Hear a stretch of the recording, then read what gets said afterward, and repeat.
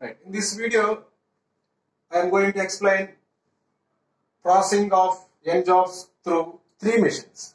So there are 3 machines to process each job. So jobs, consider this example. Consider 5 jobs. The processing times on 3 machines A, B and C are given. The order of the machines is A, B, C. That means first each job should process through A and then B and then C. That is the order of the machines. Okay. So here for job 1, the processing time on machine A is 8 hours, on B is 5 hours, on C is 4 hours. So determine the optimal sequence and ideal times for machines. Right. So now we can extend the Johnson's method to solve this problem, but we have to check the condition. Either or both of the conditions is satisfied. So that is, minimum of processing time on AI is greater than or equal maximum of processing times on machine B. Minimum of processing times on machine A is greater than or equal maximum of processing times on machine B. Or second condition, minimum of processing times on machine C is greater than or equal maximum of processing times on machine B. If either one or both of these conditions is satisfied, then only we can extend the Johnson's method to solve this problem. Okay, right? So first check the first condition. Minimum of processing times on AI on job, first job, processing times on first job. So minimum of these values. So minimum is 6. This is 6. So maximum of processing times on machine B. That is second machine. So here also maximum is 6.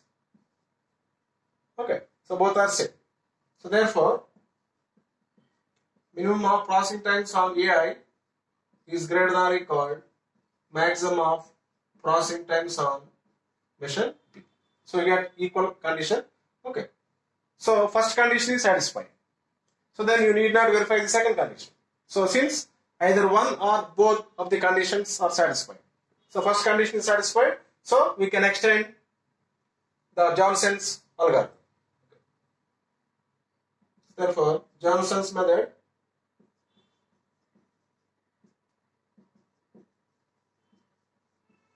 can be applied. Suppose neither of the conditions is satisfied, then the Johnson's method cannot be applied to the problem. So in that case, the problem cannot be solved. So Johnson's method is not a general method. So there is a restriction. So that restriction is this condition. Either one or both of these conditions has to satisfy. Then only the method can be applied. So now we convert the method to 2 machine problem. That means we define 2 fictitious machines G and H. Define 2 fictitious machines G and H whose processing times are given by GIE called AI plus BI, GIE called AI plus BI, and HIE called BI plus CI. So we take the processing time for machine G is sum of processing times on first 2 machines. And processing time on machine H is sum of processing times on last 2 machines. That is B plus C. Okay. So now we process the jobs, 5 jobs through these 2 fictitious machines G and H in the order GH using Johnson's method. Right. So calculate the processing times for 2 fictitious machines G and HI. For job 1, processing time on G is sum of processing times on machine A and machine B. That is, on machine A, the processing time is 8 plus 5, 13. on mission H. It is sum of processing times on mission B and mission C. That is 5 plus 4, 9. For second mission, 10 plus 6, 16. 6 plus 9, 15. 6 plus 2, 8. 2 plus 8, 10. 7 plus 3, 10. 3 plus 6, 9. 11 plus 4, 15. 4 plus 5, 9. So these are the processing times of jobs on two fictitious machines. Right. Now we find the optimal sequence of jobs processing through these two machines, G and H, in the order GH. Okay. So as usual, right? First step, smallest processing time.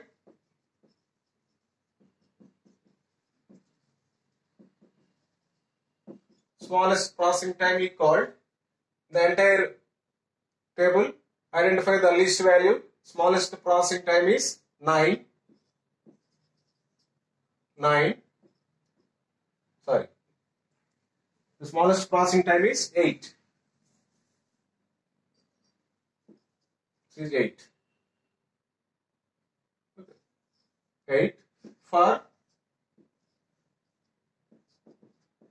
job 3 on G, on mission G. Okay, so list job 3 in first place. First place of the sequence.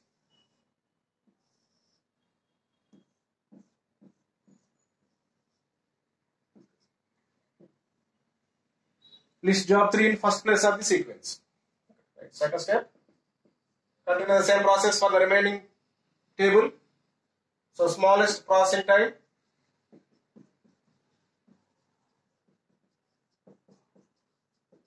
Smallest processing time is 9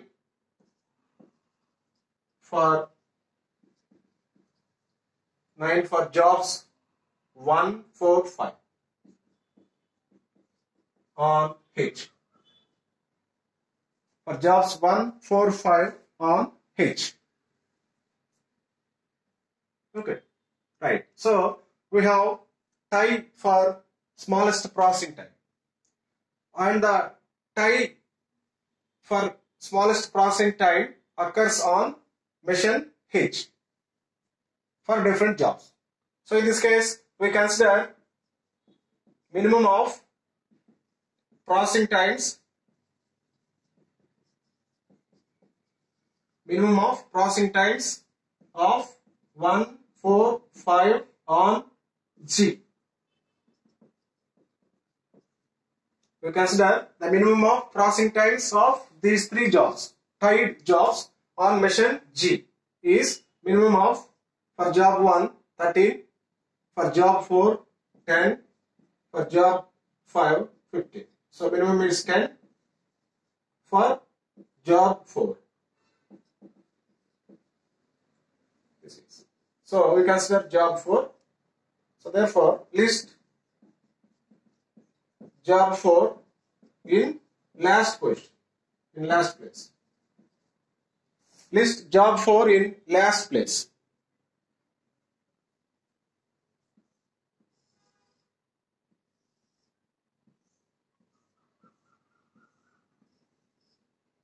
So this is the previous sequence.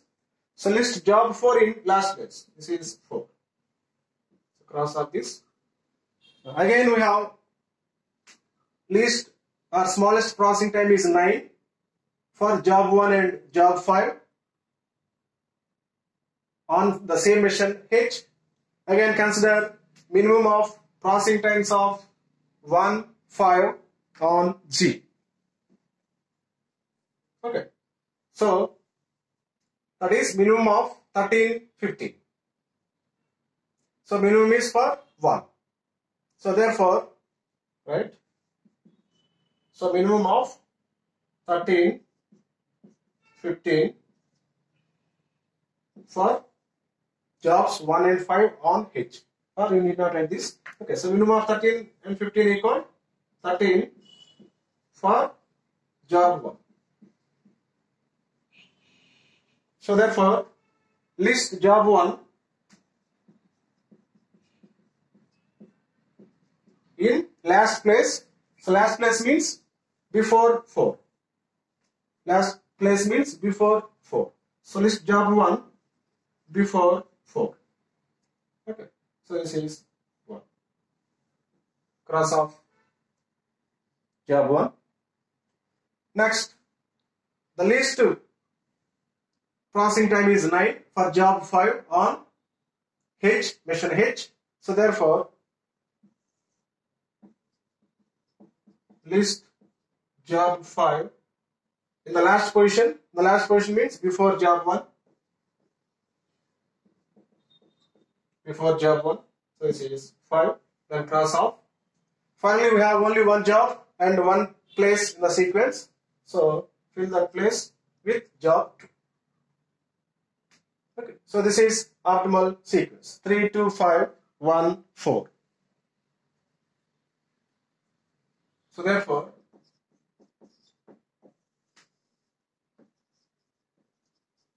optimal sequence equal 3, 2, 5, 1, 4. So this is the optimal sequence.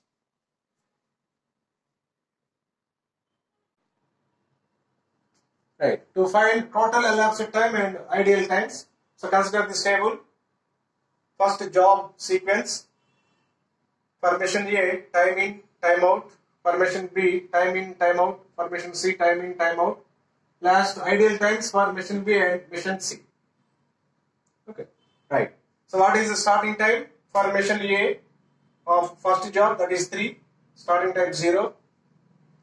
So time out is starting time plus, that is 0 plus duration of job 3 on mission A, that is 6. That is called 6. Now here you have to consider the durations of jobs from original missions, that is missions A, B, C, not from fictitious missions G and H. So you have to consider the durations from missions A, B and C. So this is time out. So finishing of job 3 on mission A is 6 hours. Then immediately it goes to mission B. So timing for mission B is 6. 6 plus duration of job 3 on mission B, that is 2. So 8.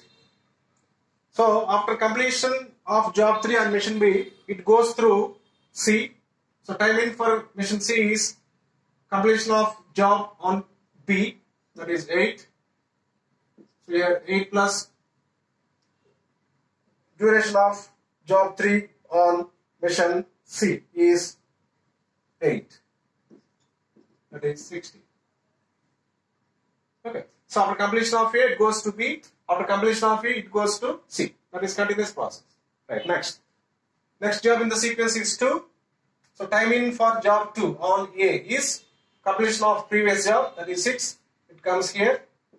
6 plus duration of job 2 on mission A is 10. That is 16.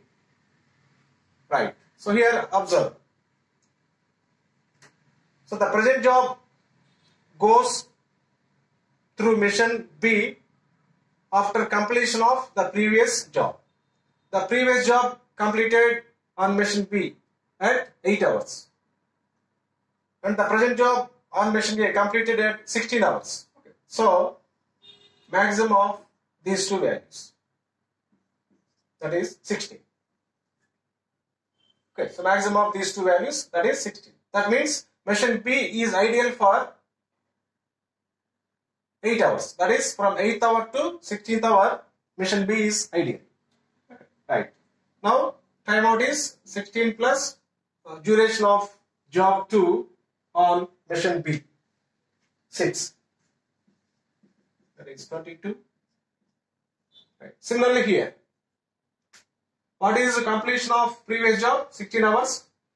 What is completion of present job on B is 22 hours. So again you consider maximum of these two.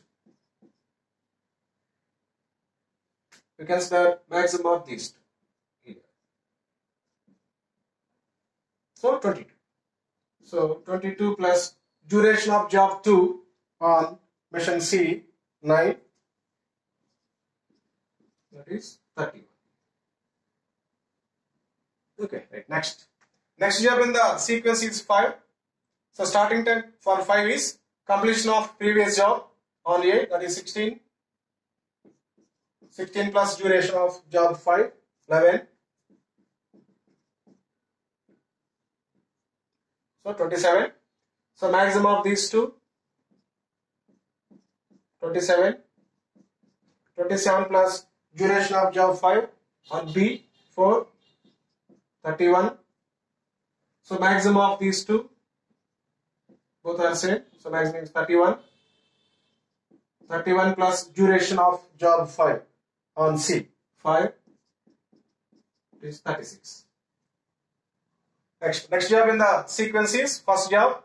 First job starting time on mission A is time of completion of previous job, that is 27. 27 plus duration of first job on mission A, 8. So 35. So maximum of these two, 35. 35 plus duration of job 1 on B, 5, that is 40. So maximum of these two, 40. 40 plus duration of first job on C, 4. So 44. Next, last job in the sequence is fourth job. Starting time on mission A is completion of previous job. So 35. 35 plus duration of job 4 on mission A, 7. That is 42. Then maximum of these two, 42. 42 plus duration of job 4 on P, 42 plus 3, 45. So maximum of these two, 45. 45 plus duration of job 4 on C, 6. It is 51. Okay. So therefore, what is the time when the last job is completed on C? That is last mission, 51. So this is total elapsed time. Total elapsed time, capital T, equal 51 hours. This is the minimum duration to bring out all the 5 jobs is 51 hours. Okay, right. Now, what is the ideal time for mission A? Ideal time for A, mission A. Mission A is ideal from the time when the last job completed on A to elapsed time. That means difference of these two times. Total elapsed time minus the time when the last job completed on mission A. So total elapsed time is 51 minus time when last job completed is 42. So 51 minus 42, 9 hours. So ideal time for mission A is 9 hours. Okay, right. Right now, write ideal times for mission B. Mission B is ideal till the first job is completed on mission A. Okay, so first step, ideal time for mission B is 6. The time when the first job completed on mission A is 6. Okay, right. Next, second step. And second step, so the difference of starting of present job and completion of previous job. So difference of these two times, 16 minus 8. Okay, that is called 8. So difference of these two. Present job starting time minus previous job completion time, 16 minus 8. That is the ideal time. Similarly, the next step, 27 minus 22. 5. Next, 35 minus 31. 4. 42 minus 40.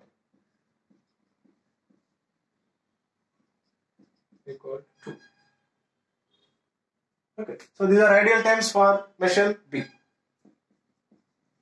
So ideal time for B equal, add all these ideal times, 6 plus 8 plus 5 plus 4 plus 2. Okay, right, observe here. Is it ideal time for B? Right. Now here we have 3 missions. Since B is not last mission, so there is another mission. So we have to add the another ideal time for B. So B is ideal from the time when the last job completed to elapsed time. That means B is ideal in this time also. That is total elapsed time minus time when the last job completed on B. So we have to add this time also to get complete ideal time for mission B. So that is 51 minus 45. Okay. So this is 31 hours.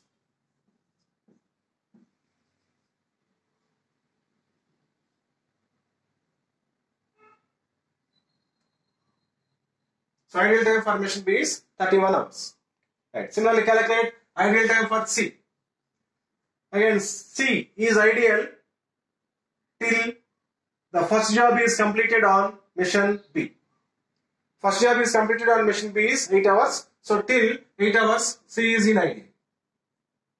So in first step, ideal time for C is 8 hours.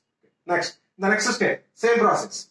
Difference of the time when the present job started on C and the time when previous job completed on C. That is difference of these two. 22 minus 16, that is 6.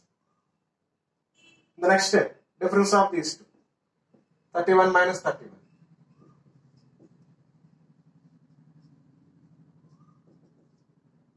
Next, difference of these two.